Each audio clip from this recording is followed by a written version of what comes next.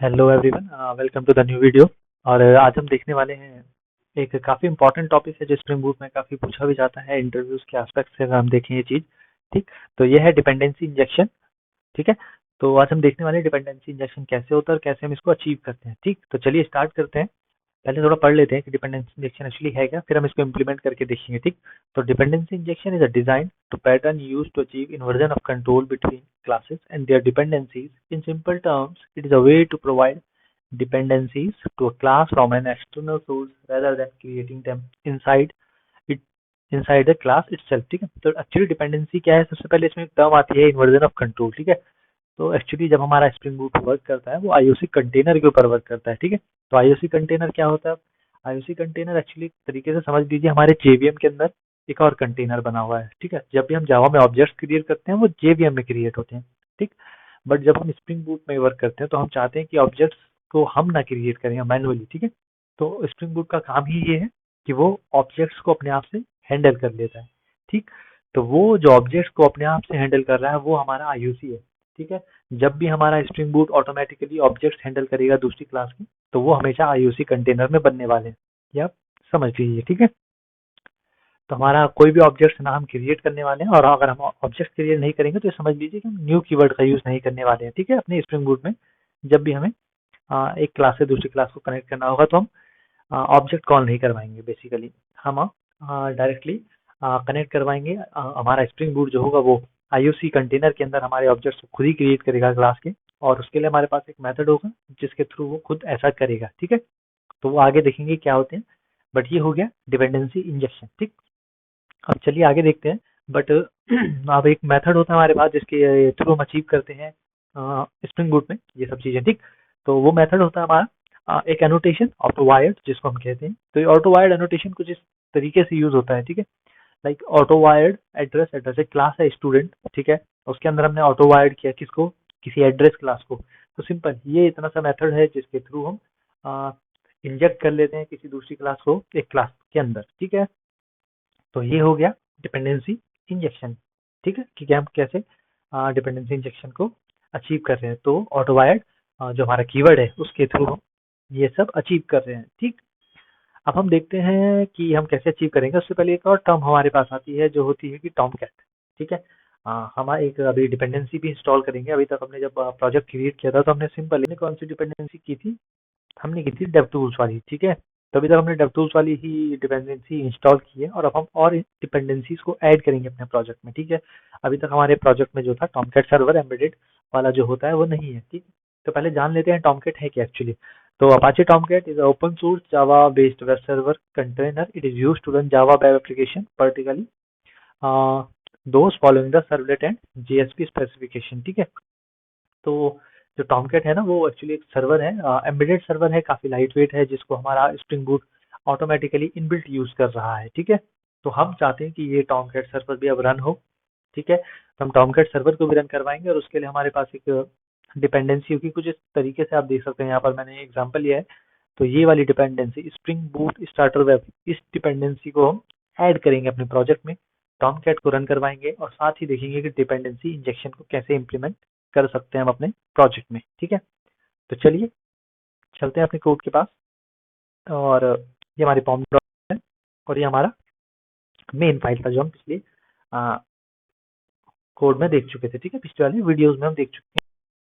अब हम चाहते हैं कि हमारी जो पॉम डॉट एक्सएमएल है इसमें हम एक डिपेंडेंसी ऐड करें। तो जब भी हमें डिपेंडेंसी ऐड करनी होगी, एक तरीका तो ये होता है कि जब हम प्रोजेक्ट क्रिएट कर रहे हो उस टाइम पे हम डिपेंडेंसीज को ऐड कर लें। ठीक है, और दूसरा तरीका ये होता है, मैंने और मेरे पास आ गया मैवन रिपोजिटरी। ठीक है, इसके अंदर मुझे जो भी डिपेंडेंसी चाहिए मैं उसका नाम लिख लूंगा। ठीक है, तो स्प्रिंग बूट वेब वाली डिपेंडेंसी थी ना वो, जिसमें हमारा टॉमकैट सर्वर भी होता है। ठीक है, तो हम स्प्रिंग बूट वेब लिखेंगे और स्प्रिंग बूट स्टार्टर वेब।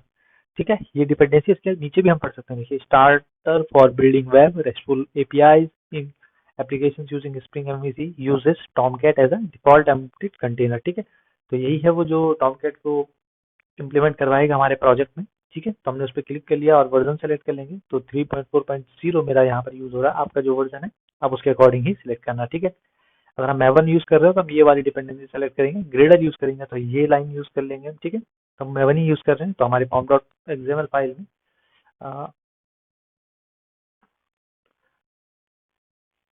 ठीक कॉपी कर लिया।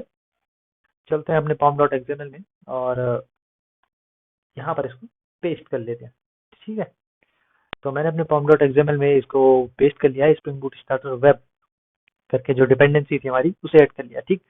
अब मेरे जो प्रोजेक्ट होगा इसमें ऑटोमेटिकली हमारा जो भी सर्वर होगा वो टॉमकैट सर्वर ऐड हो चुका होगा, ठीक है। तो चलिए अब देखते हैं कैसे हम ऐड करवाएंगे और कैसे हम अचीव करते हैं डिपेंडेंसी इंजेक्शन को, ठीक। तो सबसे पहले क्या करते हैं, जो हमारा मेन फाइल है, मेन फाइल तो भाई हमारा, तो उसी फोल्डर में जाके थोड़ा सा आर्किटेक्चर को समझेंगे अब, ठीक है। एक कंट्रोलर फाइल बना लेता हूँ मैं, ठीक है। कंट्रोलर हम देखेंगे अपनी पूरी कि जब भी हम स्प्रिंग बूट पढ़ रहे होंगे तो ये फाइल हमेशा हम बनाते ही रहेंगे, ठीक है। ठीक, तो एक मैंने बना दिया कंट्रोलर। कंट्रोलर को थोड़ा सा मैं रीनेम कर लूँ, क्योंकि जो फोल्डर का नेम होगा हमेशा स्मॉल ही बनाएंगे और जो क्लासेस का नेम होगा वो हमेशा कैपिटल बनाएंगे, ठीक।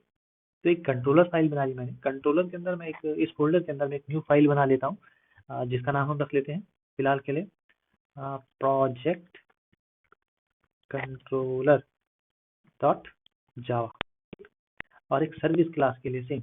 तो सर्विस क्लास के अंदर भी मैं न्यू फाइल बना लेता हूँ और इसके अंदर लिख लेता हूँ प्रोजेक्ट सर्विस डॉट जावा। अभी आप फिलहाल देखते रहिए, आपको उतना समझ ना आए चीजें कि मैं क्या कर रहा हूँ और कितने फाइल्स क्रिएट कर रहा हूँ, ठीक है। बट जब भी हम स्प्रिंग बूट में कंट्रोलर सर्विसेज इन फाइल पे हमेशा वर्क करने वाले हैं, ठीक है। आगे जब हम REST APIs को डिटेल में पढ़ रहे होंगे तो हम अच्छे से देखेंगे भी कि हम कौन कौन से फोल्डर्स बना रहे हैं, ठीक है। अभी हम मॉडल्स एक फोल्डर बनाते हैं जहाँ पे हम अपनी एंटिटीज को डिफाइन करते हैं कि हमारे डेटाबेस में क्या क्या एंटिटीज होने वाली हैं। एक रेपोजिटरीज फोल्डर बनाते हैं जो हमारा रेपोजिटरी या डेटाबेस से कनेक्टिविटी करवाने के काम आता है, ठीक है। तो वो सब भी आगे हम देखेंगे। अभी फिलहाल आप इतना समझिए, मैंने दो क्लासेस बनाई हैं अलग अलग, एक प्रोजेक्ट कंट्रोलर और एक प्रोजेक्ट सर्विस, ये दो क्लास बनाई है सिंपल जावा की, ठीक। अब मुझे चाहिए कि मैं इनमें डिपेंडेंसी इंजेक्शन शो करवाऊं कि कैसे एक फाइल दूसरी फाइल में वर्क करती है, ठीक है। तो सबसे पहले चलते हैं प्रोजेक्ट कंट्रोलर में और इसके अंदर मैं एक थोड़ा सा कोड, तो मैंने लिख दिया पब्लिक, पब्लिक, और पब्लिक में हमें रिटर्न करवाना होगा कुछ, ठीक। तो स्ट्रिंग, ठीक है, हेलो ही लिख लिया इसमें, तो ऑटोमेटिकली हेलो लिख लेते हैं। बट हम रिटर्न डायरेक्टली यहाँ पर नहीं करवाते हुए हम चाहते हैं कि हम सर्विस क्लास से रिटर्न करवाएं, ठीक है। तो उसके लिए हमें सर्विस क्लास को कॉल करवाना होगा, ऑब्जेक्ट डॉट, वहाँ पर मेरा हे फंक्शन बना होगा और वो कॉल हो रहा होगा सर्विस क्लास में, ठीक है। और अंदर जाके मैं एक हे नाम का फंक्शन बना लेता हूँ, ठीक है। पब्लिक स्ट्रिंग हे, ठीक। पब्लिक स्ट्रिंग है और इसके अंदर हेलो वर्ल्ड प्रिंट हो रहा है, ठीक है। तो अब यहाँ पर समझिए, थोड़ा सा स्ट्रक्चर समझने वाली बात है। मेरे पास एक सर्विस नाम का फोल्डर है, ठीक है, जिसके अंदर मेरा प्रोजेक्ट सर्विस नाम की एक क्लास है, ठीक। इसमें हो क्या रहा है, एक सिंपल सी जावा क्लास बनी हुई है, एक फंक्शन बना है और वो रिटर्न करवा रहा है हेलो वर्ल्ड, ठीक है। इतना सिंपल। अब हम चलते हैं कंट्रोलर में, और कंट्रोलर में मैंने क्या किया, सेम सिंपल क्लास बनाई, एक फंक्शन बनाया और उसके अंदर रिटर्न करवा दिया कि सर्विस डॉट है, मीन्स जो सर्विस क्लास है वो उसके अंदर जो है नाम का फंक्शन है वो कॉल हो रहा है, बस, ठीक है। अब ये दोनों कनेक्ट कैसे होंगे, ये मेन बात है, ठीक है। तो मैंने इसी को हम डिपेंडेंसी इंजेक्शन कहते हैं, और मैंने कहा था कि हम एक टूल का यूज करेंगे, एक कीवर्ड का यूज करेंगे ऑटोवायर्ड, ठीक है, जो हो चुका है ऑटोवायर्ड, ठीक। और ऑटोवायर्ड में हम क्या लिख लेंगे, अपनी क्लास का नेम, प्रोजेक्ट सर्विस हमारी क्लास का नेम है, और कीवर्ड हमारा इसका ऑब्जेक्ट को नेम दे दिया हमने सर्विस, ठीक है। तो हम ऑटोवायर्ड करवा चुके हैं अपनी सर्विस क्लास को यहाँ पर, ठीक है। ऑटोवायर्ड इस तरीके से सिंपल, इसको हम फील्ड इंजेक्शन भी कहते हैं, ठीक है। तो हमारे जो डिपेंडेंसी इंजेक्शन होते हैं इसके तीन टाइप्स होते हैं, constructor injection, setter injection and field injection.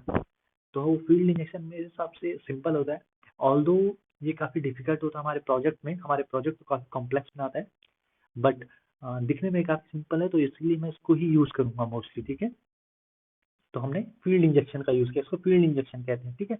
तो डायरेक्टली ऑटोवायर्ड करवाया, क्लास का नेम लिखा और उसको एक ऑब्जेक्ट का नेम दे दिया, ठीक है। अब उसकी हेल्प से सर्विस डॉट हे की हेल्प से हमने कॉल करवा दिया अपने सर्विस क्लास को। ठीक, तो पहले क्या करते थे हम जावा में, नॉर्मली ऑब्जेक्ट क्रिएट करते थे यहाँ पर न्यू कीवर्ड की हेल्प से, देन कॉल करवाते थे। ठीक है, इस टाइम जब हमने ऑटो वायर्ड कहा, तो ऑटो वायर्ड कहते ही क्या हुआ कि हमारे जो आईयूसी कंटेनर था, ठीक है, तो आईयूसी कंटेनर के अंदर अब स्प्रिंग बूट को कह दिया गया है कि ये ऑटो वायर्ड हो रहा है। इसका मतलब ये है कि आप जो स्प्रिंग बूट है, आपको अब इसकी जो ऑब्जेक्ट होगा आपको हैंडल करना होगा। ठीक है, अब हम नॉर्मली हम हैंडल नहीं करेंगे उसके ऑब्जेक्ट को। ठीक है, तो फिर से चलते हैं मेन एप्लीकेशन के पास, चलते हैं और इसको करते हैं राइट क्लिक करके रन जावा, और देखते हैं कि हो रहा है या नहीं हो रहा है। ठीक है, ठीक, तो अब हम देखेंगे यहाँ पर कि हमने एक डिपेंडेंसी जैसे कि ऐड की थी, तो उस डिपेंडेंसी के ऐड करने से हुआ क्या। यहाँ पर देख सकते हैं आप, टॉमकैट स्टार्टेड ऑन पोर्ट 8080। ठीक है, तो जब मैंने वेब वाली डिपेंडेंसी ऐड की, तो अब मेरा सर्वर भी रन हो रहा है यहाँ पर, जो टॉमकैट है। ठीक है, तो टॉमकैट सर्वर भी यहाँ पर रन हो रहा है, पोर्ट नंबर 8080 पे हम देख सकते हैं। ठीक, तो चलिए अब ब्राउजर के पास चलते हैं। ठीक, देखते हैं क्या मिलता है हमें। Local host colon 8080। ठीक, एंटर करूंगा और एरर। ठीक है, अभी तो कुछ भी नहीं मिलेगा, क्योंकि ये क्या कह रहा है, this application has no explicit mapping for slash error. नहीं, ये मैपिंग मीन्स जब भी हम कंट्रोल बनाते हैं तो कंट्रोलर एचटीटीपी पाथ को हैंडल कर रहा होता हमारा।